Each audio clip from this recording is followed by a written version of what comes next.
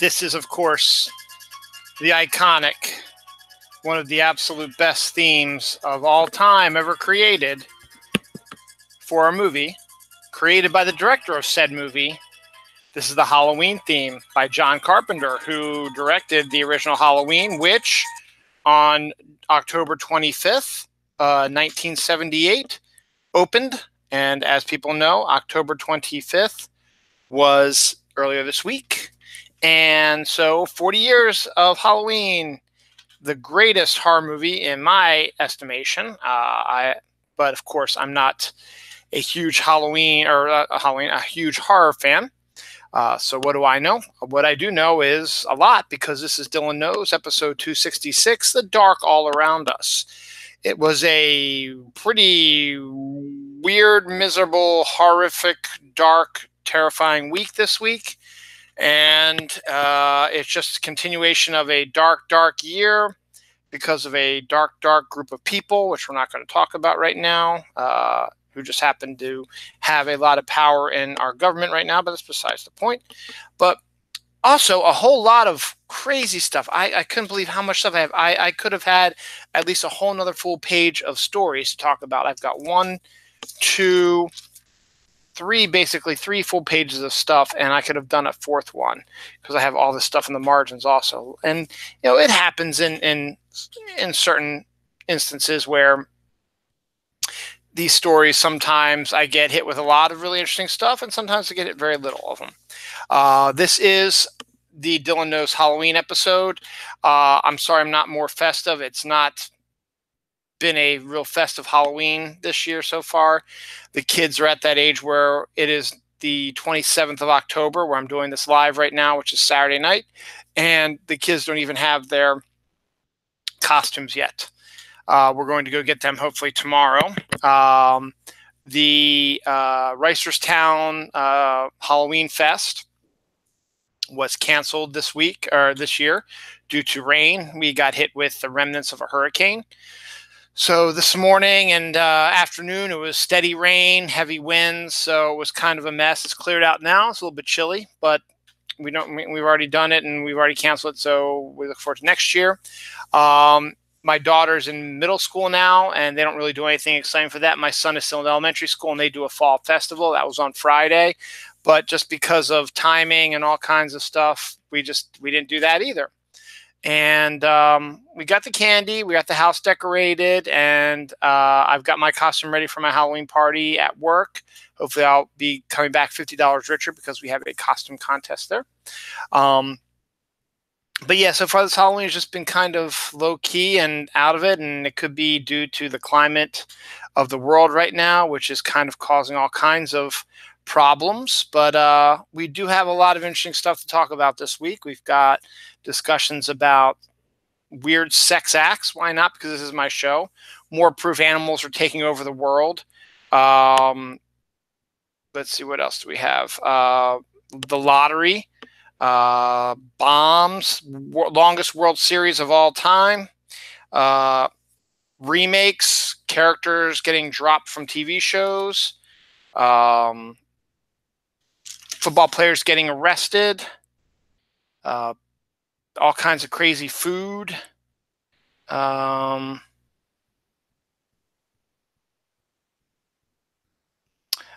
little bit more information about marijuana. Massive earthquakes. Glitter pumpkin butts. Disney workers have a complaint. NASA stuff. Stephen King sells the rights to one of his stories for $1. And a whole lot more. I've got a lot to cover. I'm going to try to finish this by 11:30, maybe 11 o'clock if I'm lucky, but somewhere between 11 and 11:30, I'd like to have this ended. So off we go into the wild blue yonder.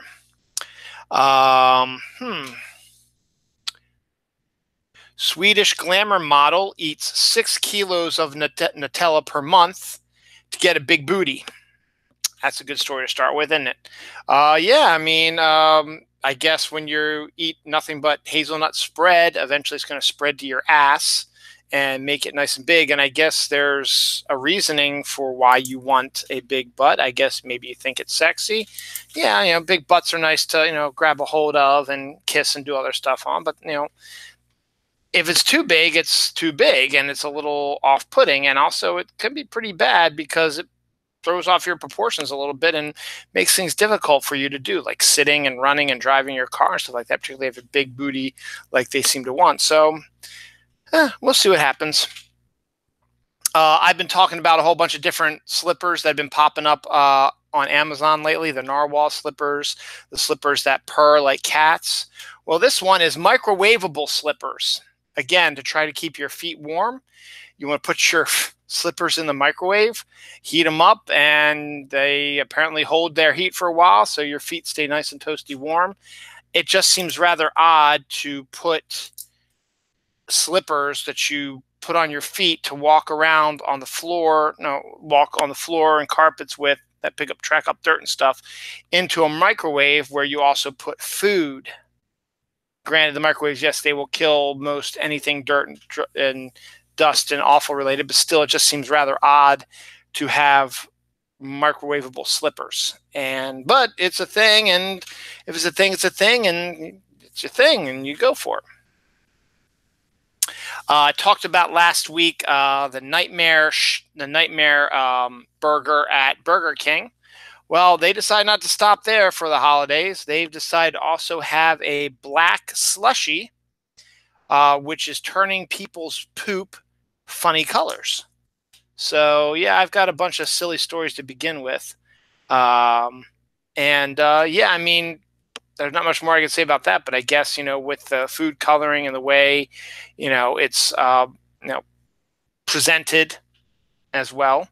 I guess, in general for Halloween, it's a nice, scary treat to have, but to have your poop turn different colors, yeah, not so much.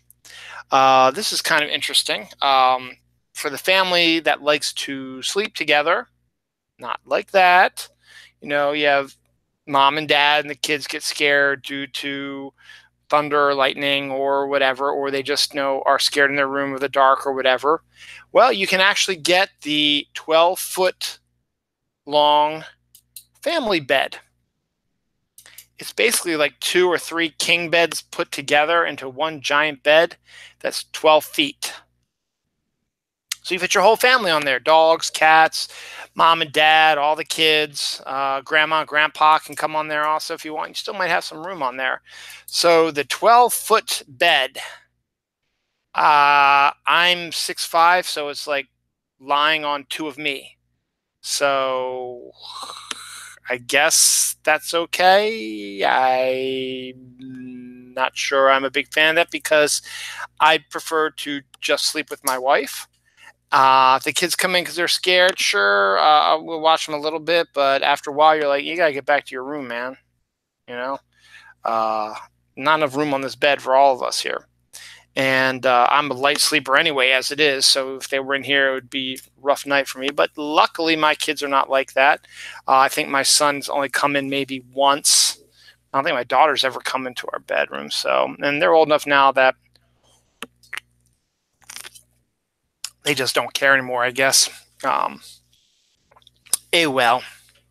I did talk about the microwavable slippers. Well, now there's nose warmers for those who are always cold. It's this new little thing that you can, you put over the nose, and I guess you wrap around the ears, and it protects your nose from the cold. And I guess I didn't really take a look at it, but I guess there's a way for you to be able to breathe still, because you can't have something, then it'd be tough. Both kids are in bed, and I just heard a thumping noise. It's probably our neighbors who are having another party again. Well, we won't worry about that. Let's see. Okay.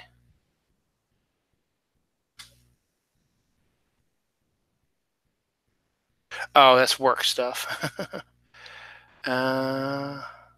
One winner in the 1.6 billion Mega Millions jackpot. Everybody was hoping it would go to 2 billion, because if you decided to take the cash option, you would have gotten $1 billion. the cash option. But alas, one ticket was sold in South Carolina for $1.6 billion.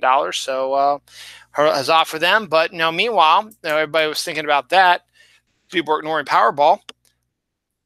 I think Powerball gets picked tonight at 11 o'clock. It's at 750 million right now. So that ain't nothing to sneeze about, because if nobody wins tonight, it's going to drop to some, it's going to go up to some 800 something million, and you're getting even closer to 1 billion again. And that's going to draw people's attention again. And we're going to go through all that stuff again. Let's see. Tequila advent calendars. I've been talking about different ones. There's a cheese advent calendar coming out. There's a wine advent calendar coming out. There was a Monty Python. I didn't talk about this. Monty Python is doing a Kickstarter to do a scratch-off advent calendar. And now we have a tequila advent calendar. So if you're a fan of tequila and alcohol and you want to have a grown-up advent calendar, why not? Go for it. One of the greatest conductors of our time, John Williams, the conductor of Star Wars, Raiders of the Lost Ark, what are the big iconic themes? Superman theme, stuff like that. He has been hospitalized in England, so hopefully he's getting up there, but hopefully it's just a simple sickness, and he'll be okay.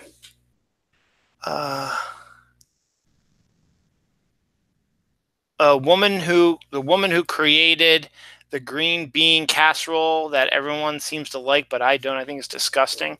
Passed away this week. It's the one recipe everybody uses that I guess they got from some magazine or something like that. But it's green beans and cream of chicken soup, I guess, and walnuts and stuff like that. I hate green bean casserole, but a lot of people were nostalgic for that. So there was that.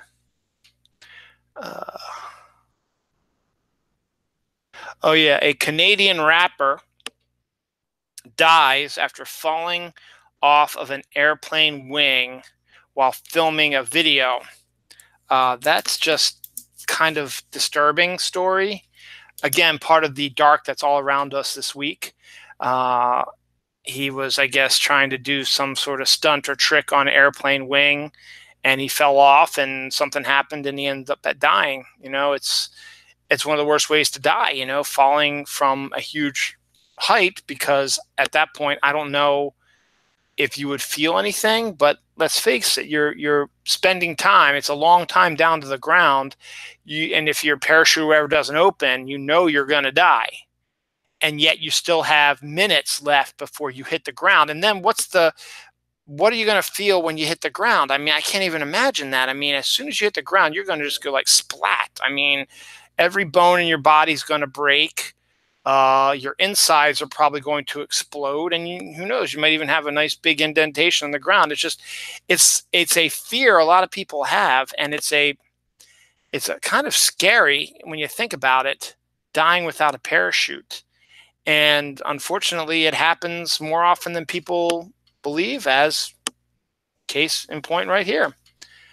So rest in peace, Canadian rapper. Didn't get your name, but I'm sorry that happened to you. But just those people who do airplane stunts, please double check and make sure that everything is safe and above board, so that nothing like that ever happens again.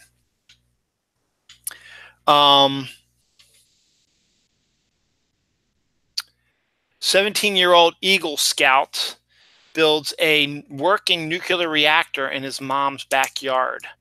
As part of his Eagle Scout project, he was doing some research on how radiation and stuff works, and he decided to build a mini nuclear reactor that actually worked in his mother's backyard. Now, I didn't even know about this story till I was checking out Snopes.com. And I read the article, the headline, before I read the whole article. I was like, nah, there's no way this is true. It's true. So that's an interesting little story to tell. As you can see, I'm drinking Coca-Cola Cherry Zero. I mention this because a great-grandma has drunk nothing but 4 cans of Pepsi a day for 64 years. That's all she drank. I guess no water, no alcohol, no milk, just 4 cans of Pepsi a day. I don't know if I could do that. I like soda and all that, but I don't think I could drink more than maybe 2 a day.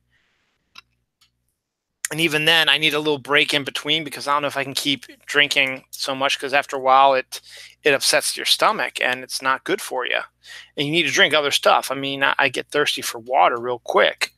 So, weird. But yeah, I mean, all kinds of weird things are going on this week before Halloween. Got a bunch of sex stories, which I want to sort of combine all together and wait till after 10.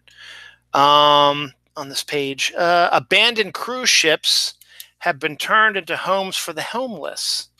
That's a pretty neat idea. I mean, if you're not using the cruise ship anymore and it's just sort of sitting there and just in dry dock or whatever, why not open it up?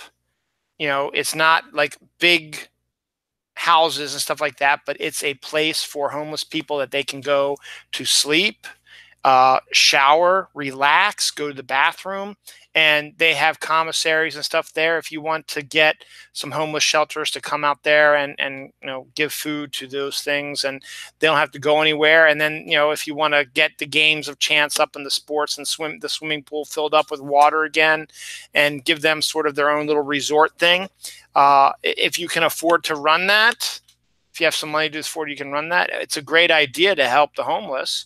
I mean, it beats, it would be particularly helpful if, they had a nice warm place or a nice dry place. If it was raining or snowing or brutally cold or brutally hot, they would have a nice cool or warm place to live, and they would be able to thrive. And, if they had, places they could stay and not worry about that, maybe they could work on trying to get a job or get an education to get things better for them and move out of these places. Because yes, the cruise rooms are very, very small because most of the time people are just using it to sleep and shower and go to the bathroom and change and stuff like that. The big draw of a cruise ship is all the stuff that you do on the cruise ship. So it's a good idea. I think it's a great idea. And then I'm going to pair with another story that I have in here. I got to find it. Excuse me. I mean, I can tell you what it is. Basically, there is a, I think it's Kansas City.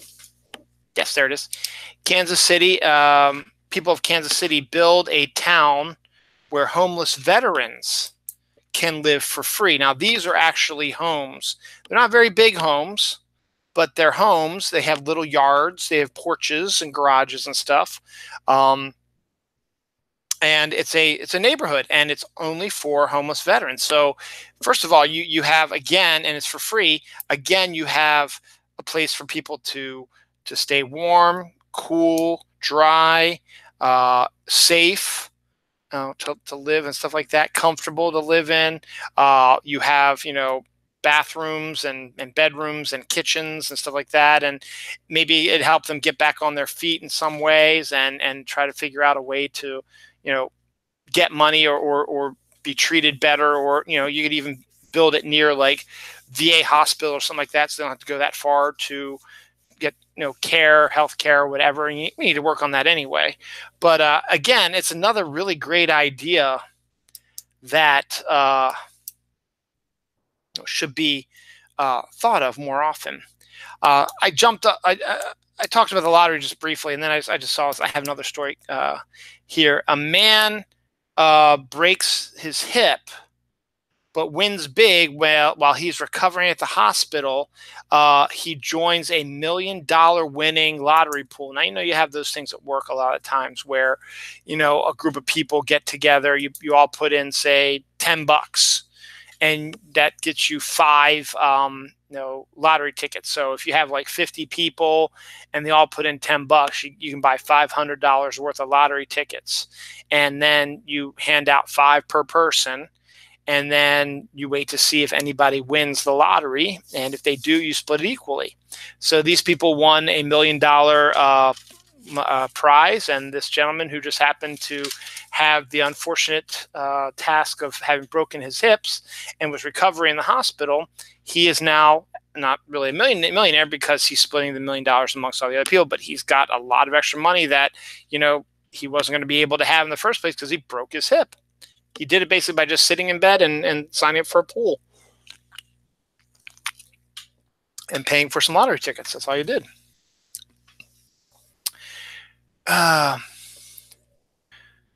Humans' powers of hibernation may be dormant in the genetic code. I don't know if it's powers, but one of the neat things about bears is the fact that very, very soon bears are going to hibernate, which means they go to their cave and they are not seen again until springtime.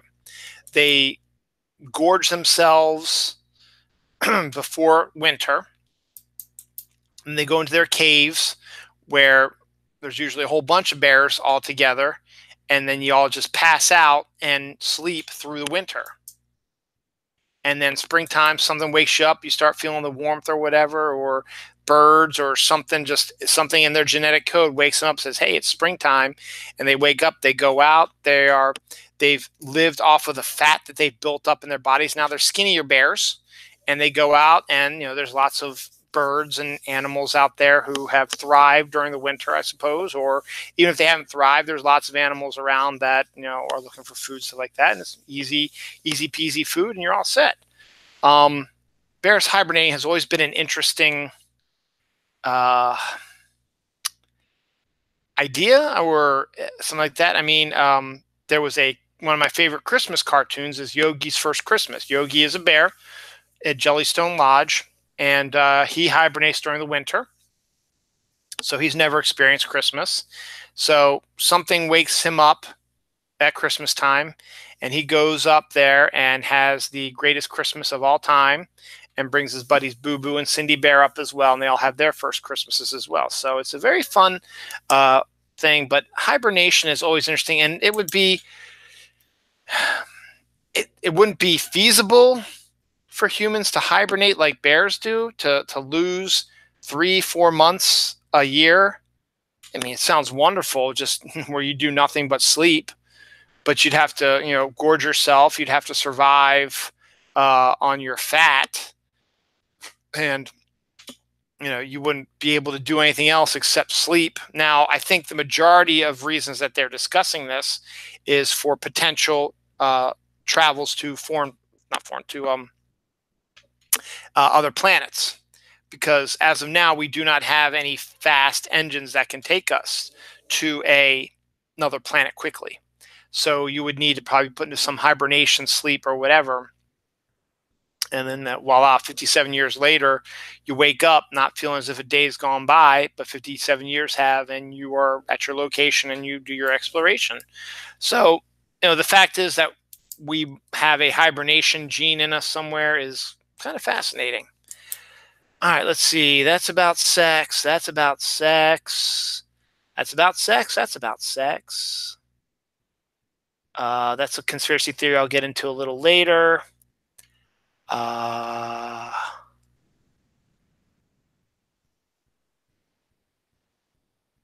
Here's kind of a Halloween, weird, dark type of story.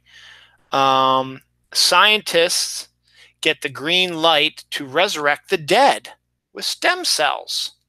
So, if someone dies, you inject them with stem cells and they're alive again. Now, I don't know if that's just any type of person that can come back to dead, or is it someone who suffered an injury like stabbing or shooting or suffocation, or in old age, does it help repair old cells and stuff like that? What if you died of cancer? I mean, stem cells really can't affect cancer right now that I know of, unless that's another conspiracy theory that it does and they're keeping it down. I'm not sure, but the fact is they have the go-ahead to resurrect the dead using stem cells. So that's something to keep looking forward to. Not looking forward to, keep an eye on. That's political stuff, talk later. Animal stuff, racist stuff, animal stuff. Game 3 of the World Series. World Series is going on right now between Los Angeles Dodgers and the Boston Red Sox. Honestly, I could give two rats' ass about the World Series. It was a terrible year for my Baltimore Orioles. It'll be a terrible year the next couple of years for them, and I don't anticipate any exciting World Series trips in the future for them. So I really don't care. Even with Manny Machado, the former Oriole, who's now on the Dodgers in the World Series, doesn't really matter to me either, because now everybody is just bringing up stories about what a dirty player he is now and blah, blah, blah, whatever. But the reason why I bring all this up is because something actually interesting did happen. The first two games of the series were in Boston, and Boston won them both, so they took a 2-0 lead in the World Series. And they had a day off, and Game 3 shifted to Los Angeles. The next 3 games are in Los Angeles. So you have last night's game, you have tonight's game, which is going on as we speak, and I think tomorrow's game. And then after that, they travel back to Boston because they have to play one more game. Unless, wait a second, well, no, they don't have to. Unless if Boston wins the next 2, they win the World Series. So there's no guarantee they're going back to Boston. They've got 2 more games in LA. Well, they've got the one going on right now. So if the Red Sox win this one, they go up 3-1 because the Dodgers won last night, and that's what I want to talk about. The Dodgers and the Red Sox played in the longest postseason game in history. It was 18 innings, which is basically 2 full games. It was like if you did a doubleheader without stopping, basically is what it was, and resting. You just kept going. With no break in between. So 18 innings over 7 hours, and the Dodgers won it on a walk-off home run in the bottom of the 18th inning. Now, and another interesting fact about that, it was like 7 hours and 7.5 hours, something like that long was the game, longest in postseason history. The 1939 World Series in its entirety lasted less than this game last night. Let me reiterate. The World Series, 4, 5 games, whatever it was, lasted less time than last night's single game. A full World Series lasted less time than yesterday's game. Yes, 1930s World Series was a different time frame. Baseball games were not 3+ hours long. They were not televised because television was just in its infancy, if that, in its 1930s. So nobody was broadcasting. There was no commercials. It was quick. There was not all these breaks and not all these really trips to the bullpen for relievers and stuff like that. They went out, they played the game, they were done within probably about 2 hours or less than that, depending on it. They still played 9 innings, but there was less bullshit in between all the innings. The entire 1939 World Series lasted less time than last night's game, by at least a half an hour from what I read somewhere. So that's pretty impressive. 2019 was setting up to be one of the biggest comic book movie release years of all time. Well, they're going to have one less comic book movie now. Not that it's really going to make a difference. Wonder Woman 1984, which was scheduled to debut, I think, November 1st, 2019, has been pushed back to June 5th, 2020, something like that, June 5th, June 6th, 2020. Now, on the surface, it's sort of like, oh, man, we have to wait almost 2 years for another Wonder Woman movie. Well, it's more like a year and a half. And honestly, it makes more sense because, yes, while movies nowadays are proving that you can have big box office really during any weekend, if you want uber big box office and expect to get like $800 million like the original Wonder Woman did, you want to get released in the summer because kids are out of school, people on vacation, people on summer hour working schedules, so you have more time. It's lighter out more often. You have more time to go to the movie theaters. You know, it's hot. You want to go someplace cool for a couple hours. You go to the movie theater where it's air conditioned. So it makes sense. It's going back to the same weekend that it had when it had its huge opening, 2 years ago. So Wonder Woman 1984 will be moved to 2020. It's okay. I thought it was going to open in the summer of 2019. So when I saw that it was going to open November 1st, I was like, huh? Really? And I was like, okay, no, that's all right. So it moves on like that. We are in the season of Halloween. And I played the Halloween theme by John Carpenter. As I always keep saying, Halloween is probably my favorite horror movie of all time. It's one of the best movies of all time. The remake that came out a couple weeks ago is still breaking box office records. Is making a ton of money. So everybody loves their scary movies during Halloween, and particularly ones that are called Halloween.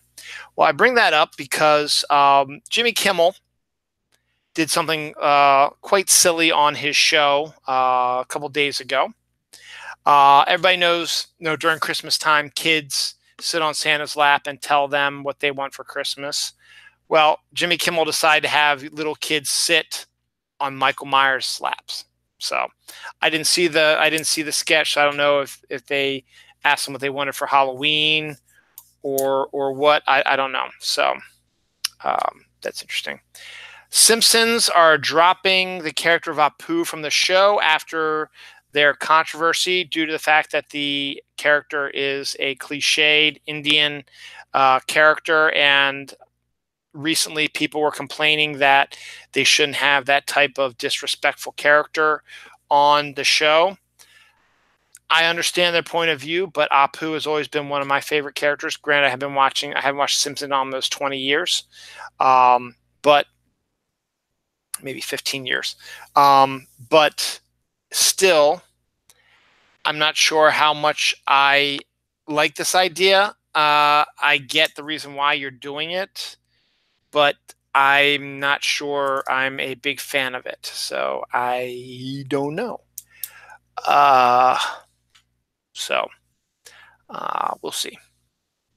Clueless is getting a remake. And all I have to say is, stop with the remakes. We don't need another Clueless remake. We really don't. Why do you keep remaking movies that were just fine to begin with? You don't need to remake them. You need to create your own new concepts and ideas and stories, not remake films that are only 20, 30 years old. It's ridiculous. So Clueless is being remade. The Deadpool writers decide they want to remake Pirates of the Caribbean, but without Johnny Depp. I understand Johnny Depp's getting blacklisted in Hollywood and all that, but Captain Jack Sparrow is an iconic character and connected to the Pirates of the Caribbean. And really, I don't see how they would do a Pirates of the Caribbean series without him, unless they're going to try something different. I don't know. Blue Jay bananas taste like vanilla. I never even knew there were such things as like Blue Jay bananas. I don't think you can get them anywhere near us, but they say that, if you eat them, they taste more like vanilla instead of banana. So I guess you really can't call it a banana. Oldest intact shipwreck was found recently in the Black Sea. I've been bringing up a lot of archaeological stuff has been going on, but they have found the oldest intact shipwreck. A lot of shipwrecks you can't see that they've been broken up, they've been tore up, they've been destroyed due to years of being underwater and the currents, stuff like that. This one is actually very well intact, and so they'll be exploring that very soon. To Kill a Mockingbird has been named America's best loved novel. I like To Kill a Mockingbird, and And I guess I can see that as kind of an Americana type of book. It's a really well written book, and the movie version with Gregory Peck is just as good too. But there have been people who are saying that they don't quite agree with that theory or whatever. I don't know. So we'll see.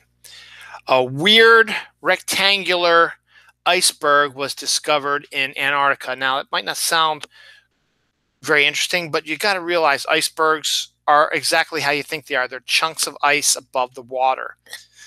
This is a perfect rectangle. Smooth on all sides, perfect rectangle, and no one quite understands how that could have happened. Because even if it's part of the ice breaking off, you're still going to have some jagged edge stuff to it. This is a absolutely pristine, perfect rectangular iceberg. And people, and I've read the article, they said this isn't the only one. This is the only one that we've got a picture of right now, but there have been sightings of many of these different types of perfectly rectangular icebergs floating around in the Antarctic Sea. To be continued. One of the best Monty Python sketches of all times was The Ministry of Silly Walks. Is one of the more famous ones. Well, here we go with the Dutch again. In a Dutch town, a Silly Walks road crossing has opened, which means you have to walk across it using a silly walk. Kind of fun, kind of different, kind of entertaining, and kind of cool, actually, if you think about it. You can walk in. I guess you can walk normally if you want to, but hey, you're in a silly walk crosswalk. Walk really goofy. I've done it before just out of nowhere. I've just walked really silly, and I don't understand why I would. So, I don't know. Sort of a combo story here. Oh, my daughter just went to the bathroom. Plumes on Jupiter's moon Europa, which are considered to be underwater geysers ejecting into the atmosphere, have been discovered that they don't actually have a hotspot engine. Like most geysers in America, in the world, basically, there is an underground heat from the core and stuff like that is superheating the water, and the water ejects out through geysers. I talked about Old Faithful last week. And they've discovered these types of plumes and geysers all over the place, moons of Saturn, moons of Jupiter. Well, these ones on Europa appear to have no interior hotshot engine. So no one knows how the hell these are getting ejected out of the atmosphere.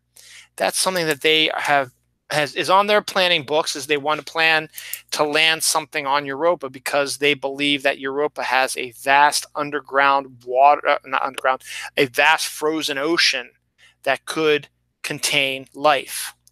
But at the same time, they have to sort of play it just right, because they don't want to launch a spacecraft that's going to land and maybe possibly dig into this ocean, and any germs or whatever from the metal that we have or brought from Earth to Europa get into the water system and kill whatever aliens, if any, or I should say life forms that are there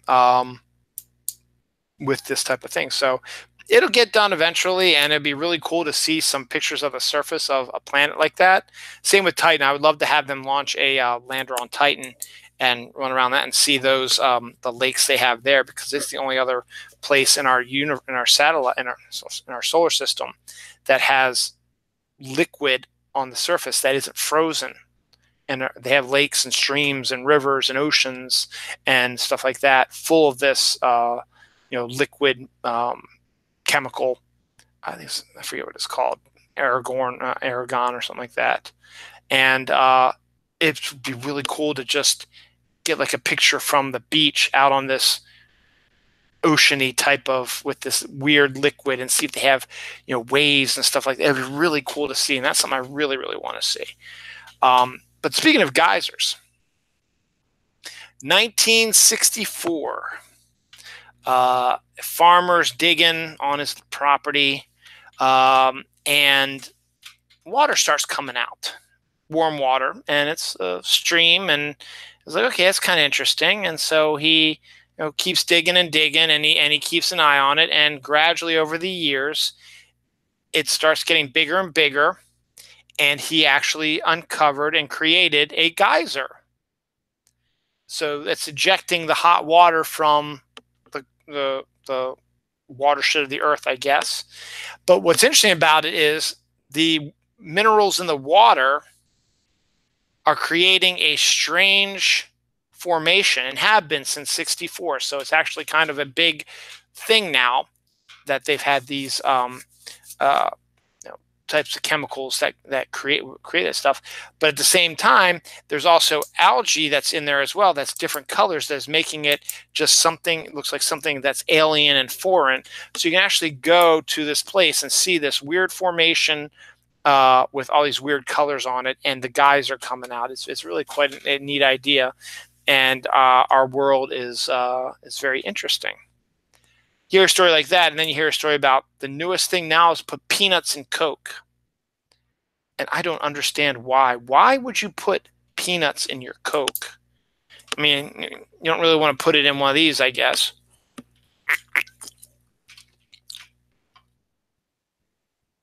The picture I had was of a glass with Coke and ice in it, and the peanuts were on top of it.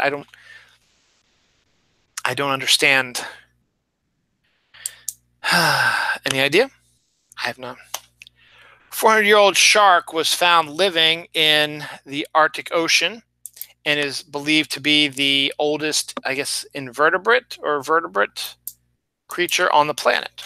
400-year-old shark discovered in the Arctic Ocean.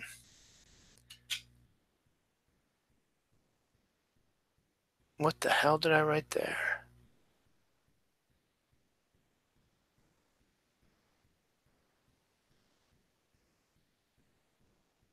I have no idea what I wrote there. So I will have to come back to this because I'm not exactly sure what the hell that is. Patchwork is a board game for crafters, people who like to create stuff with yarn and stuff like that. It's an actual game that's been out since apparently 2014, but I've never heard about it till now. New and interesting games are always fascinating to hear about. Oh, I know what that is now. And it's always fun to hear about new games, and supposedly it's something like you start off with a blank thing and you get some strands of fabric and you have to make a strange fabric, patchwork fabric thing to make look good. I'm not exactly sure, but it's a neat idea and gives you a chance to introduce a game that there's a group of people who are interested in that type of thing. So I think that's a really good like that. With Halloween around the corner, costumes are a big deal. You're seeing lots of different types of costumes. You're seeing lots of pictures of them now coming out there. Well, now a man has built a costume for his pet horse. Not really his pet horse, but I guess horse on his farm. It is actually a creation of the AT-AT walkers from The Empire Strikes Back. He built a costume that he can put over his horse, because remember, those AT-AT walkers were huge. So now you put this like cardboard or metal stuff over your horse. He looks like an AT-AT walker, and he looks tall because horses are pretty tall. Not as tall, obviously, as the AT-AT walker, but you get the idea. So that's kind of a neat idea for a Halloween costume. Speaking of other types of costumes, a 5-year-old autistic girl who was in a park happened to see a bride in full wedding dress taking wedding pictures with her new husband before their reception, obviously. And she's autistic, and she goes running to the stranger and believes that she is Cinderella. Gives her big hugs and talks to her like she's Cinderella and stuff like that. The very cool bride played along with it and made the 5-year-old autistic stay. But it gets better. So the bride was so touched by being thought of as a Disney princess and looking like a princess in her wedding gown that she looked up and found where this girl was living and asked her parents if she could come visit, and brought presents for her, and they became fast friends. It's a feel-good story that we need to have nowadays in this week of darkness and time of darkness we are currently suffering through right now. So you think it looks dark, though? Here's a couple of things also to brighten your day. The McRib is back, and you can pick it up as part of Uber Eats, as well as getting it at your local McDonald's, I guess. So if you're a big McRib fan, hey, it's back. Go out there and you grab some McRib stuff. That'll make you happy, most people. This makes some people happy, too. Women are most attracted to men with beer bellies, like this guy right here. It's not really a beer belly. This is just fat, but still, it can be construed as a beer belly. So if you got a beer belly, women are attracted to you. Fantastic. Here's something else that can make you feel good. You can become a certified Godzilla expert. There's actually now a course where you can become truly certified as being a Godzilla expert, and you can go around and start telling people, I am a certified Godzilla expert if you pass the course. So huzzah on that. Animal story. This is an interesting story. Ario is a brand new like transportation thing that uses magnetic tracks that are built along highways, and it is like a magnetic sled almost, and you can drive your car into the magnetic sled, and the magnetic sled will drive you down this magnetic track on the highway. Now you're going single file, and you're within a confined area, so you can get up to speeds of 220 miles per hour.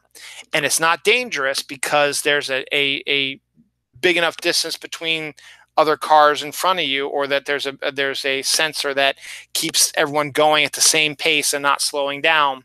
And that means your commute can be 10 times better. I mean, let's face facts. I'll give you a good example in my own life. I mean, hey, this is my show. I can talk about whatever I want. During the week, my commute sucks. So I have to go down 795, down 695, take one of two exits that I know of, and then make my way to my work down some either side roads or down the main road I take. On a non-busy traffic day, I can make the commute from my house to my work in 30 minutes. Because I've gone on Saturdays before, and I've gotten there in 30 minutes. Fridays are also a good time to go because there's not a lot of cars out on the highway. During the summer, usually, if there's no car accidents, you can get down there in a good amount of time as well, if there's no traffic. But when there's traffic, because 795 can get backed up for a long time. And when it gets backed up, you know that 695 is backed up at that time. And sure enough, when you get on the exit, 695 is backed up also, and it's slow going. It now takes me between 45 minutes and an hour to get to work now during high traffic days. It gets even worse when there are actually really bad car accidents and lanes get closed and stuff like that. So just think if you were able to have a Ario, where you drive into the Ario and it takes you down the same stretch of highway where all these cars are backed up, and you're going 220 miles per hour. Now, on a day when there's no traffic, I can, my speed limit on 795 is 60. So let's just say I go 70 there, and then 695 is 55. Let's go 65, 70 there. And I get there in half an hour. That's just going by 70. If you go by 220 miles per hour, I can probably get to work in like 5 minutes. Maybe 10. And it's fairly safe because, it's single file. There's no shifting over, and all the cars are in there. It can also be a way to transport other goods as well. It doesn't necessarily have to be with cars. It can be with trucks and stuff like that. It'll take you to certain locations. So something interesting is going to start popping up around the area maybe, and it might be pretty good. Let's see. That's animals. This is a double story. Okay, it's an interesting story. This is a funny story too.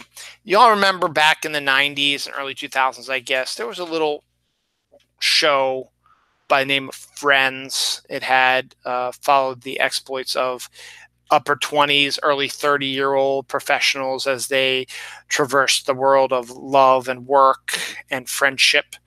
Well, one of those characters on the show was Ross Geller, played by David Schwimmer. Recently, in Europe, the police have been hired to hunt down a robber who was caught on videotape in a grocery store or liquor store, whatever, stealing like 12-pack of beer and some food.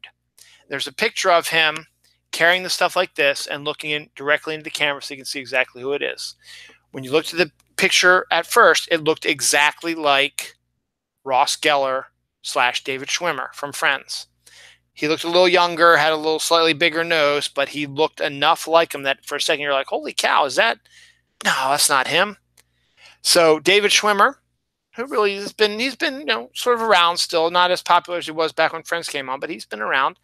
He decided, you know what? He found this story funny, so he decided to do something similar as a joke. He wasn't going to steal it, obviously, but he went to a local grocery store, because I guess in California they can sell alcohol at the grocery store. They can't in Maryland. And he took exactly the same stuff that this guy that looked like him in Europe did. 12-pack of beer or whatever, and was carrying something like that. And he's walking down the aisle just like the guy was in the closed caption videotape in Europe. Looked up at the camera the same way the guy did as usual. And it looks like it's a side-by-side comparison, like a mirror image almost of him doing it. Obviously, he either paid for it or he put it down and said, I was just doing a gag or whatever. But it's kind of clever and kind of funny that he pulled off something like that. And I appreciate that. I think it's kind of good. Stephen King sold the rights to one of his short stories to a college film student for $1. Now, this isn't the first time he's done something like this. He has set up like some sort of website where if you want to make an adaptation of one of his stories, and he's got tons of them. I mean, obviously his novels are a different story, but there's plenty of short stories. He writes a lot of really, really good short stories. And if you're like a college film student, or you're a young filmmaker who wants to get their feet wet on a first film they ever did, you go to this website. I forget what it's called right now. And you will have a list of all the stories that Stephen King does or has written. And if you find one that you like, you can click on it and it'll send an email to his representative or whatever saying that you would like to buy the rights to this story to make into a short film. They will come back to you with, all right, the standard fee is $1. And also, Mr. King would like it if you would send him a copy of the film just so he can take a look at it. And he likes to see these types of films and see how they interpreted his story. So the big story is, this film students decided they wanted to do this, and they bought the rights to an actual Stephen King book or short story for $1, and they are presently are making a film version of it. Short film, probably, because it's a short story. But once you buy the rights to it, you can adapt it any way you want to, because now you own the rights to it. Now, I don't know if he puts them back up. He puts up the same one again and see if he can get multiple people to make the rights, or once someone gets the rights to a film, they get taken off of this website, and you can't, and no one else can make it again. So I don't know, but it's a neat idea, and he's got enough short stories that he can do that for a lot of people. And I think it's very cool, giving young filmmakers a chance to get their feet wet and actually maybe get a little bit of, hey, this is based on a Stephen King book or story, and everybody knows Stephen King. And it might bring more attention to their filmmaking and maybe help them break into Hollywood a little bit more. So kudos to you, Mr. King. It's a really cool idea of you to do that.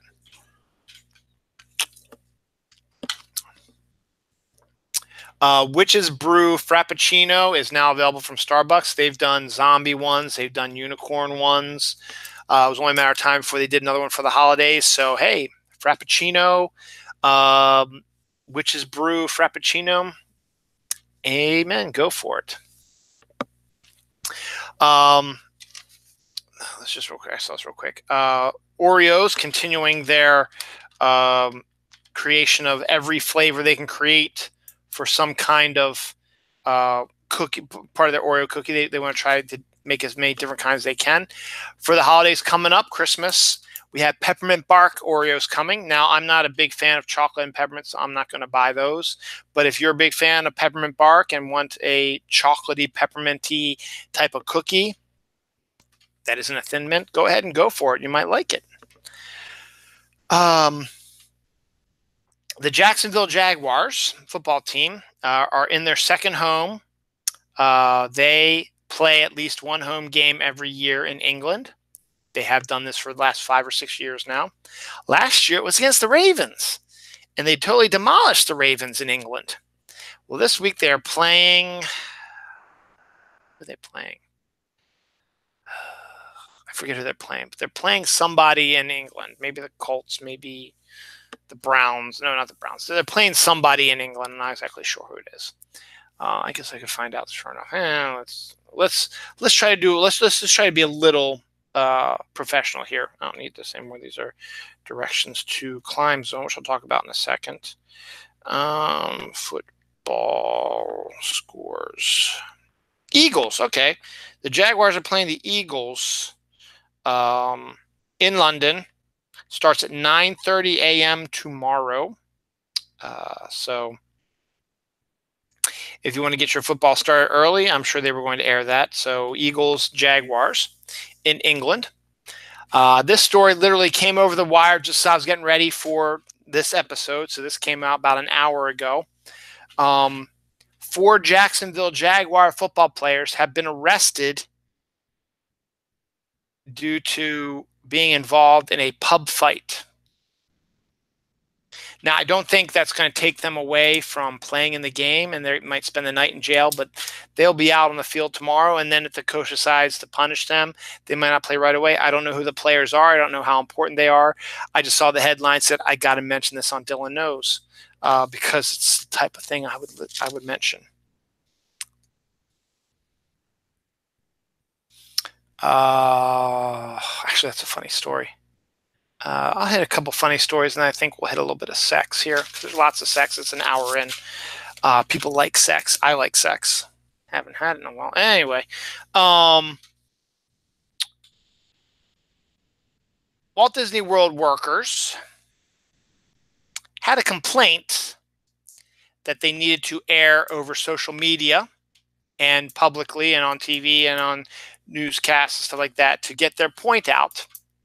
Their beef is people who come to our park, please, please, please stop spreading your dead relatives' ashes in Disney's parks. They understand that was their last wish to have their ashes spread through Disney World, Disneyland, whatever. But so many people are doing it that it's actually causing an issue for the grounds crew having to clean up the ashes of dead relatives to keep the amusement park, Disney World, Disneyland, amusement, whatever, clean as they are expected to do. So please, please, please stop spreading the ashes of your dead relatives in Disney World. Please. That's a funny story. Everybody knows I'm a big Pokemon Go fan. The Halloween event is currently going on. It's going to go on through, obviously, Halloween.